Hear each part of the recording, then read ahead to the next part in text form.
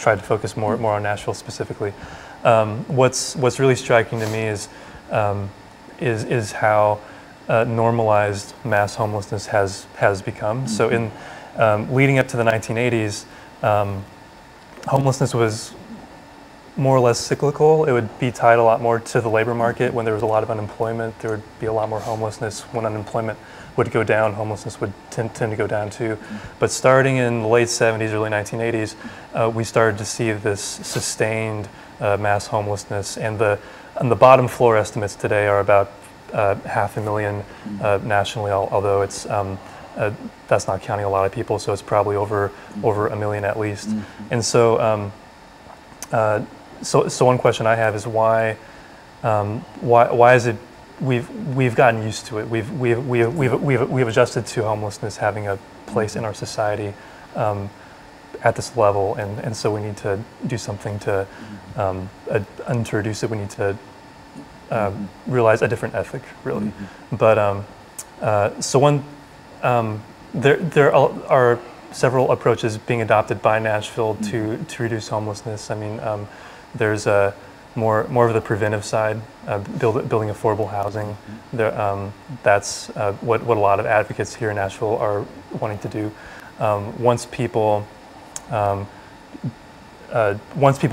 become homeless, one debate nationally has been how do you, what's the best way to get people back into housing? Yeah.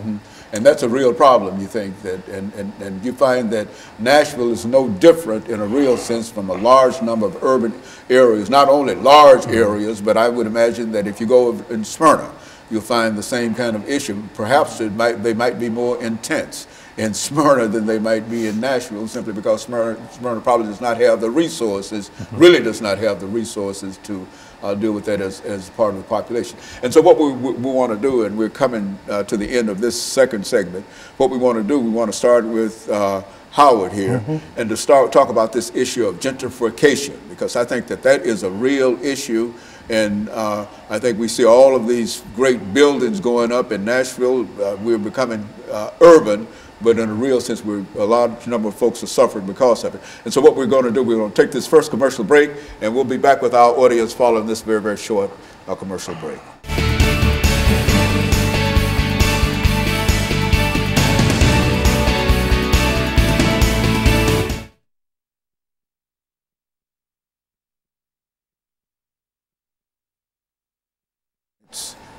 Three minutes. Everything that you know that might be helpful in terms of what we're trying to accomplish here today, dealing with this issue of gentrification. You see, this is what we want. That's how we want to do it. And so all of you have the information in reference to. The only thing I know is that everywhere I go, I think that I'm in New England or somewhere, and I see all of these houses and some of the places that were dilapidated and whatever. You go by now and they've been rebuilt and they've got a nice front to it, and there are different structures and something's going on there, but the same people that once lived there are no longer there. And what happened? And so that's what, that's what I see. That's what it is. That's exactly what it is. That's why I was attracted to this as an issue here. And so you take about 3 minutes, you take about 3 minutes, you take about 3 minutes and deal with anything that you'd like to deal with this issue of what? Gentrification. Okay? This is the last segment of 3 times 5 is 15 segments we had today. Started at 10:30 this morning. I'm trying to get out of here before 2:30. And everything's gone quite well. What time is it now? 1:40? Yeah, we're way ahead of schedule. You can do a 30-minute show in an hour. 45 minutes, really. 30 seconds out. You got slave labor.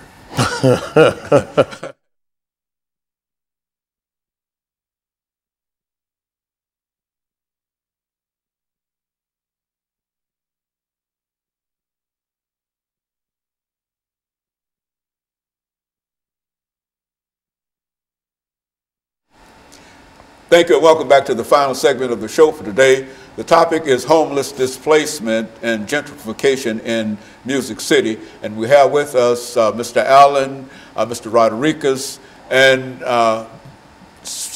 Mr. Lester. And so we have all three of you with us during the final 10 minutes that we have here. Let's start off, Mr. Allen, by talking about this issue of gentrification and the impact that it has on Nashville itself, and then you'll have 3 minutes and you'll have 3 minutes. Well, being a Nashvilleian, I've watched Nashville change. All this land has been entrusted, so they have no place to go now but to the areas of poverty. And that's through North Nashville and into East Nashville. And about 4 weeks ago on NPR, they said that they're doing gentrification in North Nashville, East Nashville, West Nashville, and South Nashville all at the same time. No other city is doing that, even though there's gentrification going on in other cities.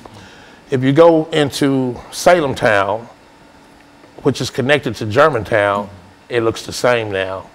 And these people, if they didn't want to sell, they have a law called eminent domain, so they will take it. North Nashville, they are building all kind of condominiums up and down Jefferson Street. They were getting ready to try to put a police station there, and they're taking it one step at a time. When the Sufferdale new baseball stadium, that kicked off the whole ball game right there, because all you have to do is cross over Jefferson and you go into Germantown. And we see it, and it's like the preachers aren't preaching about it or talking about it, and the people act like they don't understand what's going on. And it's just really not a proper way of really calling this a it city, because it's not an it city. Because everybody does not have a place to live, to call sanctuary, call a home. And so what we're saying, Mr. Rodriguez, in a real sense, that while we might talk about gentrification, this really has an impact upon the lives of folks who are in those areas. And I would imagine one of the solutions might be is to provide some kind of housing for the folks who are displaced. Is that what we're saying here? Yeah, well, we need to find some way to prevent the destruction of affordable housing. And one reason is because it affects African American communities in particular very hard, and that's one reason why after 1980 African Americans have been disproportionately homeless.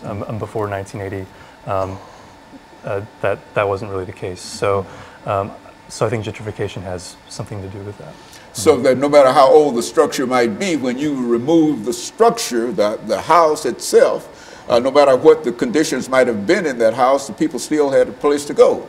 And when you remove the house, the people no longer have a place to go, and they are literally homeless. I guess this is what we talk about, the destruction of the homeless population. Is that what we're talking about?